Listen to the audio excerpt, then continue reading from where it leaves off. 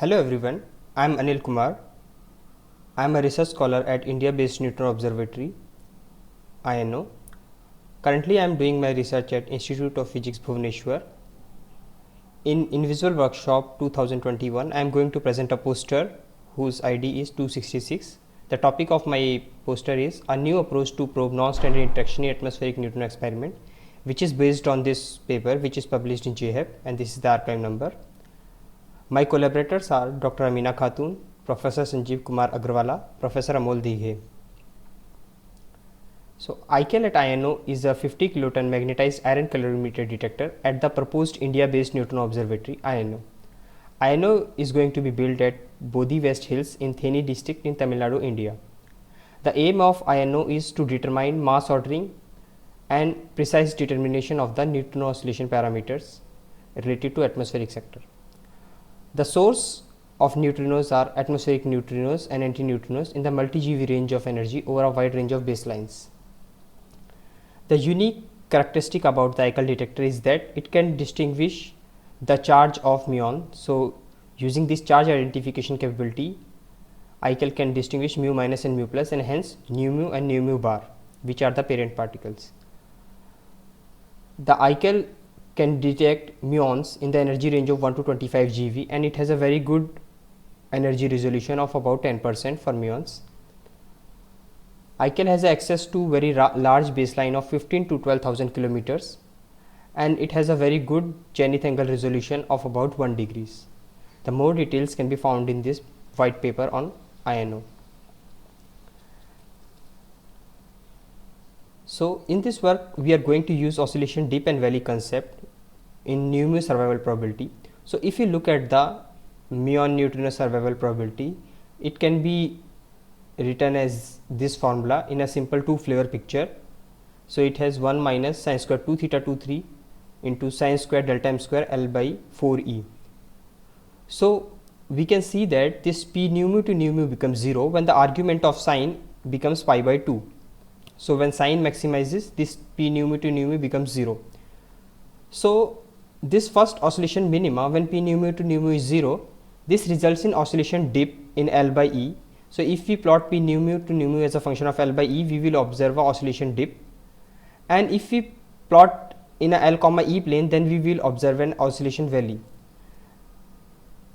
So, in this paper which is published in APGC, we showed that the U by D ratio, which is the ratio of upward and downward going events as a function of log L by E, we are able to reconstruct oscillation dip using mu minus as and mu plus separately.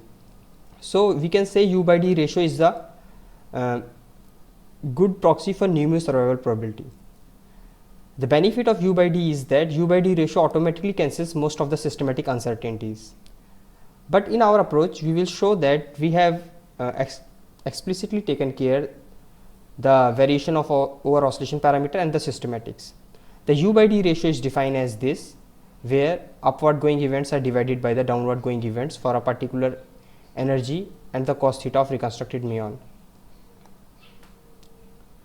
So, in this work we are going to utilize oscillation and dip and valley to probe neutral current non-standard interactions. So, here we are going to study about neutral current NSI in propagation through matter. There are other NSIs which occur during the production and detection, but we are not going to talk about. We will just stick to this NSI during the propagation through matter. So, this is the Lagrangian for neutral current NSI, where a neutrino can change its flavor, and this epsilon alpha beta, this gives the strength of this NSI. So, here we are going to parameterize epsilon alpha beta in terms of VCC, where VCC is root 2 GFNE, which represent the standard matter effect when neutrino passing through earth interact with the ambient electron through charge current interactions. So, the modified Hamiltonian in presence of matter with NSI will look like this, where this 1 into root 2 GFNE represent standard matter effect, and epsilon EE times this or other epsilons times this, they represent the non-standard interactions. In atmospheric neutrinos, mu tau channel is dominant, hence we choose to consider epsilon mu tau only in this work, and we are going to consider only real values and not going to take the phases. So, the resulting matrix will be this non-zero epsilon mu tau, and the other epsilons will be 0. Here I show the current existing bounds on epsilon mu tau from these experiments, ice cube, deep core and super cave. Their convention is a bit different than our convention because they have parameterized VNSI in terms of ND, which is where ND is the density of downward and density of down quarks, and in our case we have parameterized VNSI as root 2 GFNE, where Ne is the density of electrons.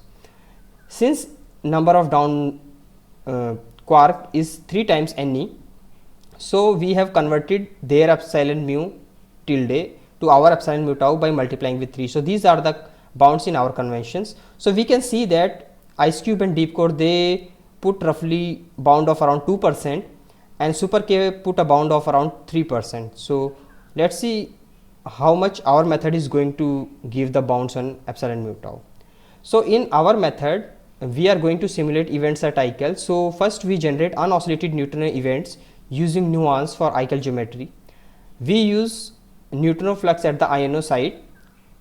Then we use 3 flavor matter oscillation with Prem profile. After these oscillated events, we apply the detector properties using migration matrices which are obtained from the ICAL Giant4 simulations for muons.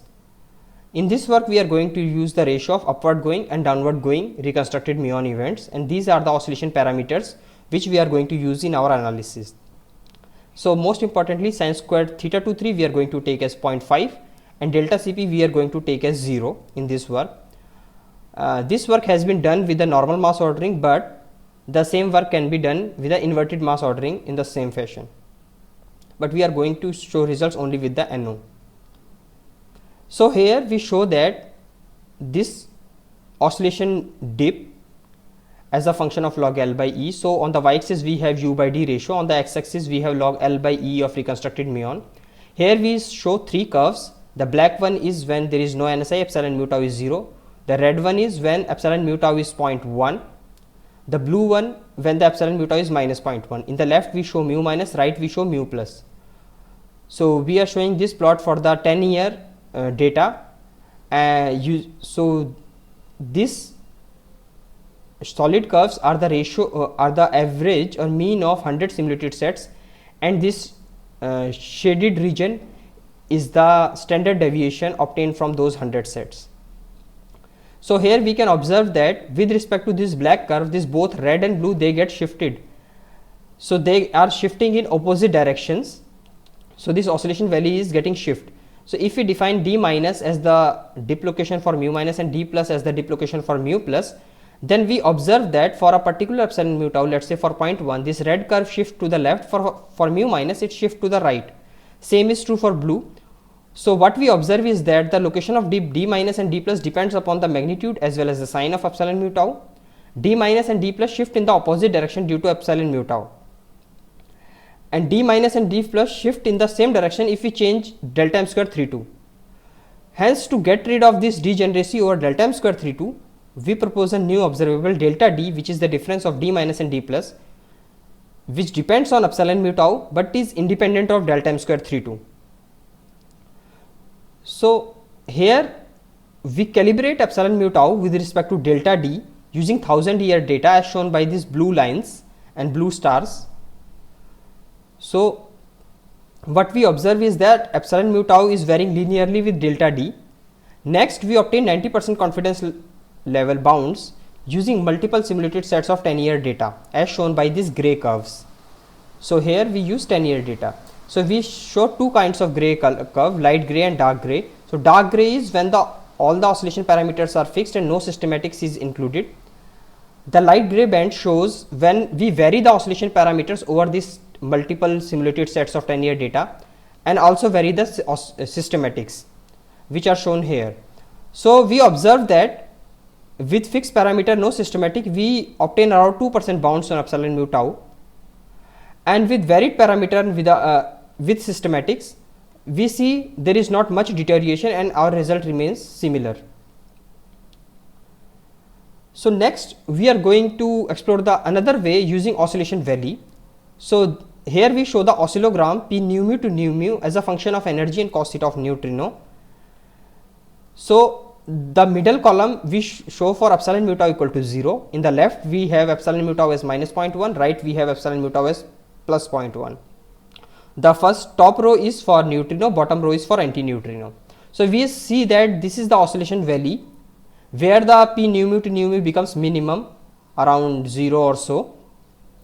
So this is from the same, so this can be related with the oscillation dip. So oscillated dip occurs as oscillation valley here, which is a like a straight line in case of standard interaction, but when we include NSI for negative epsilon mu tau, we see that this oscillation valley curves or it bends in the downward direction. If we go to the positive epsilon mu tau, then we can see that this valley bends in the upward direction. If we go to antineutrino, then we see that this curvature is opposite compared to what we see in the neutrino sector. So we can see that this presence of NSI result in the curvature of oscillation valley.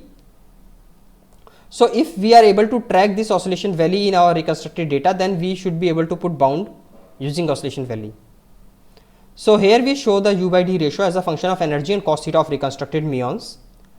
So this blue band shows the oscillation valley which is being curved, which we can see that this is curved depending upon epsilon mu tau. So in the top we show epsilon mu tau as 0.1, in the bottom we show epsilon mu tau as minus 0.1. In the first column we show mu minus, second column mu plus. So we can see that for a positive epsilon mu tau the valley is bending upward, for negative epsilon mu tau it is bending downward. If you go to the mu plus, the trend is opposite. Now the task is to fit this valley. So we explore this formula of P nu mu to nu mu in one mass scale dominance, where this delta m square 2 1 L by 4 E becomes 0, theta 1 3 is 0 and theta 2 3 is 45 degree.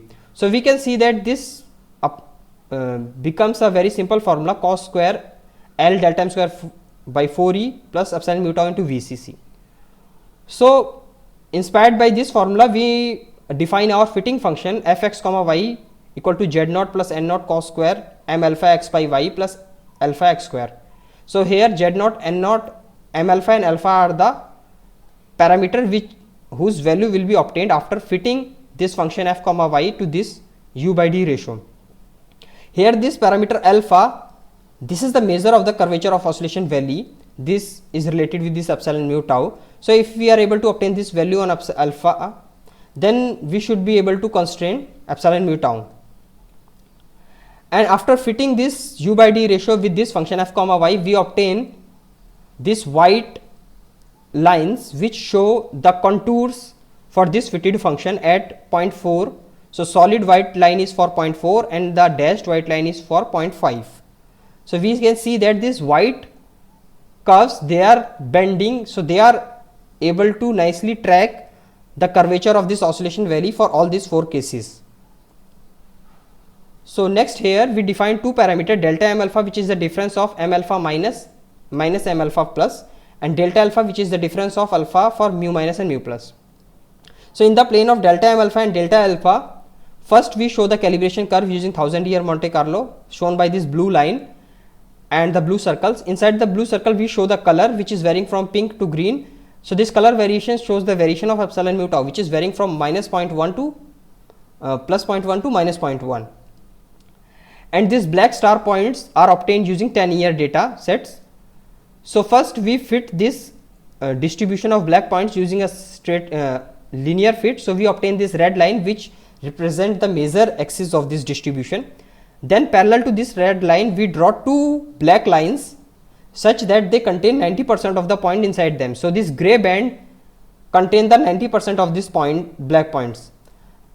The region overlapped by this gray point and this blue line gives us the bound on epsilon mu tau. So this intersection point of black line with blue line gives us the value of epsilon mu tau and at 90% confidence level, which we show here. So this plot is for fixed parameter case. So in the fixed parameter no systematic case, we obtain about 2% bound on epsilon mu tau. If we vary the parameter and include the systematic in 10-year sets, then our results change a little bit, but it remains nearly same, around 2%. So as a conclusion we can say that Using the good reconstruction efficiency at ICAL for mu minus and mu plus, oscillation dip and oscillation valley can be observed in the reconstructed muon observable at ICAL. We propose a new approach to utilize oscillation dip and oscillation valley to probe neutral current NSI parameter epsilon mu tau. So a new variable representing the difference in the shift in location of dip for mu minus and mu plus is used to constrain NSI parameter epsilon mu tau. In an independent method, the contrast in the curvature of valley for mu minus and mu plus is used to constrain NSI parameter epsilon mu tau. Thank you for listening, and if you have any comments or queries, please feel free to write at this email or contact over the platform provided by the conference. Thank you again for listening.